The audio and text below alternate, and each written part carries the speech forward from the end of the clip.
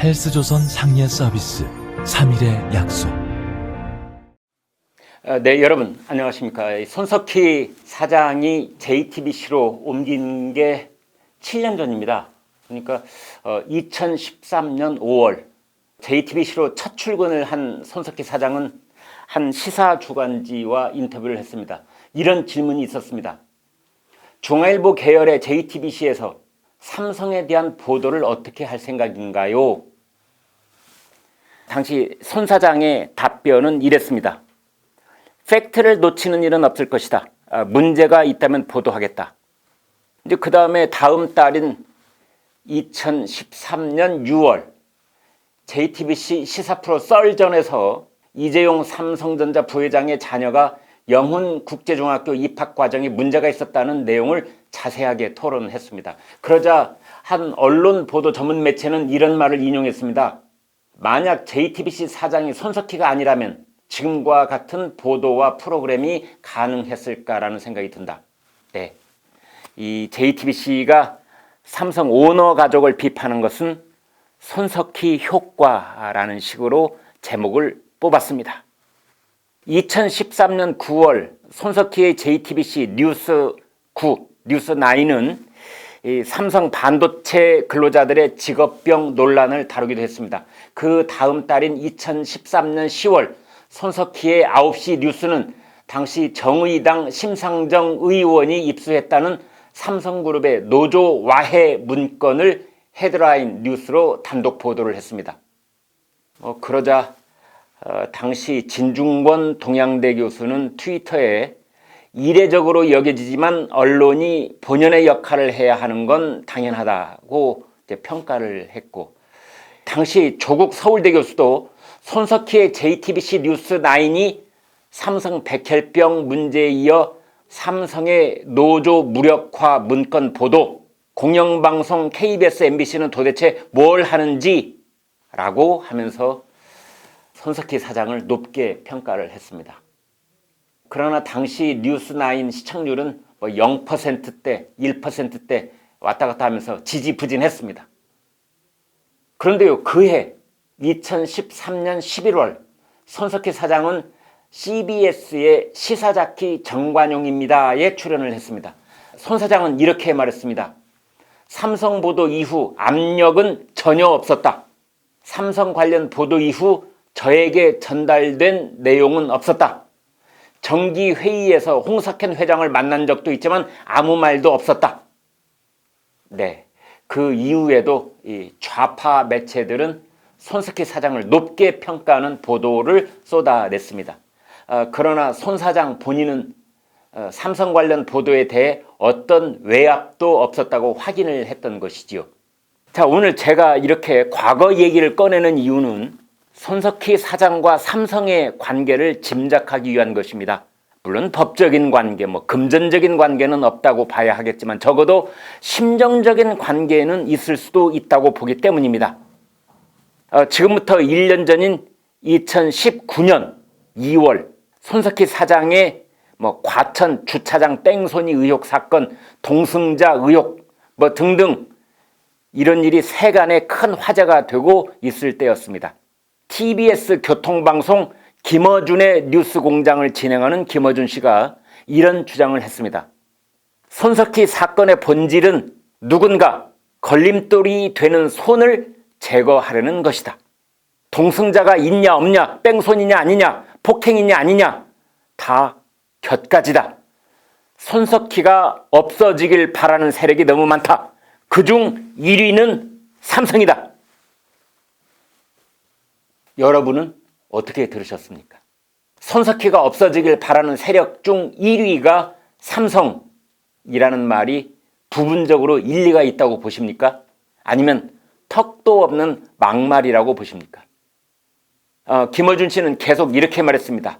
삼성의 아킬레스건은 삼성바이오로직스 분식회계다. 이 사건은 계열사 중 하나가 곤경에 처한 게 아니라 이재용 삼성 승계와 직접 연결되며 이재용이 다시 감옥에 갈 수도 있는 사건이다. 그런데 영향력 신뢰도 1위인 JTBC가 이 사건을 다루며 굉장히 곤혹스러울 것이다. 손석희 사이즈 정도면 마음대로 없앨 수 없다. 네, 김어준 씨의 주장을 한마디로 요약하면 삼성에서 볼 때 손석희는 눈엣가시 같겠으나 마음대로 없앨 수는 없을 것이라고 한 것입니다. 그리고 1년이 지났습니다. 이제 손석희 사장은 뉴스 진행자 자리에서 물러났고 손 사장의 과천 주차장 사건도 국민들의 관심에서 멀어진 지 한참 지났습니다. 그런데 성착취물을 만든 흉악 폐륜범인 조주빈의 입에서 느닷없이 손석희란 이름이 튀어나온 것입니다. 그날 바로 JTBC는 회사 이름으로 해명하는 입장문을 냈고 그래도 의문이 풀리지 않자 손 사장이 회사 안에서 기자들 몇몇을 만나 조주빈과의 일을 직접 해명했다고 합니다. 그 자리에서 손 사장은 폭행과 공갈, 협박 등으로 쌍방 기소가 돼 있는 김웅이라는 사람의 배후에 삼성이 있다는 말을 믿었다고 했습니다. 그 말을 믿었기에 경찰에 신고하지 않았고 또 조주빈에게 상당한 액수의 돈까지 붙였다는 것입니다. 그 말을 하면서 손 사장은 이런 말까지 했다고 해요. 과거 삼성 미래전략실에서 나를 뒷조사한 일이 있다.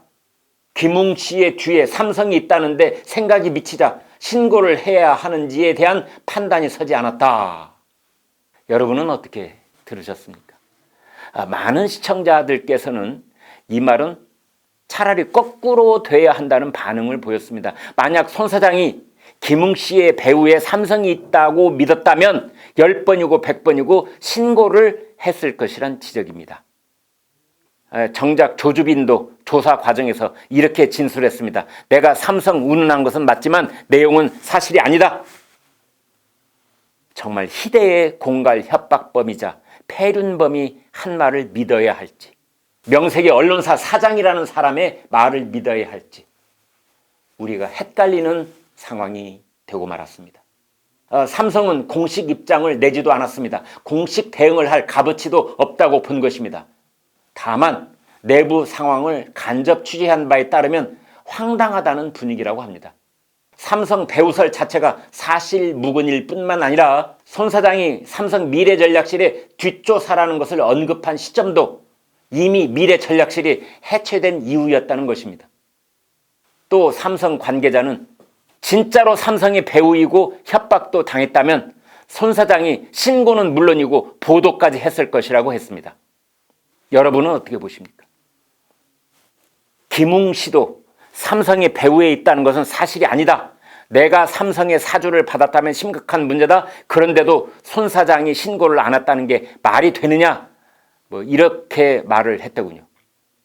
김웅 씨는 또 작년 12월 이 조주빈과 나눈 텔레그램 메시지라며 일부를 공개했는데요.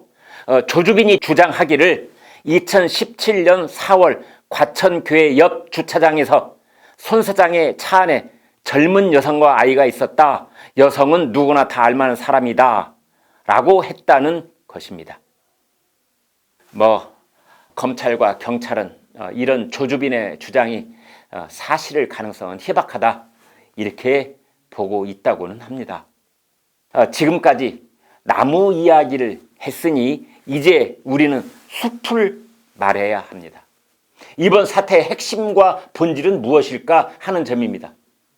그렇지 않아도 지금은 국가와 국민이 일찍이 경험하지 못했던 위기를 겪고 있는 상황입니다. 그리고 자연인 손석희 개인이 사기를 당했건 말건 3년 전 뺑소니를 했건 말건 밤늦은 시각 그 자동차의 옆자리에 누가 타고 있었건 말건 본질적으로 우리의 관심은 아닙니다. 사태의 본질은 명색이 언론사 대표라는 사람이 이런 상황에서 크게 무리를 일으키고 있으며 언론계는 물론 국민들께 심려를 끼치고 있다는 점입니다. 다른 자질구레한 시시비비는 검찰 수사와 재판에서 가려질 일이고 그에 앞서 이번 사태를 잠재우는 핵심 관건은 그가 언론사 대표 자리에서 내려오는 것입니다. 내놓으면 내놓을수록 앞뒤가 꼬이는 해명으로 감당 못하는 사회적 무리를 일으키고 있다는 점, 그것이 가장 큰 잘못이라는 점을 손 사장은 아직 깨닫지 못하고 있는 것 같습니다.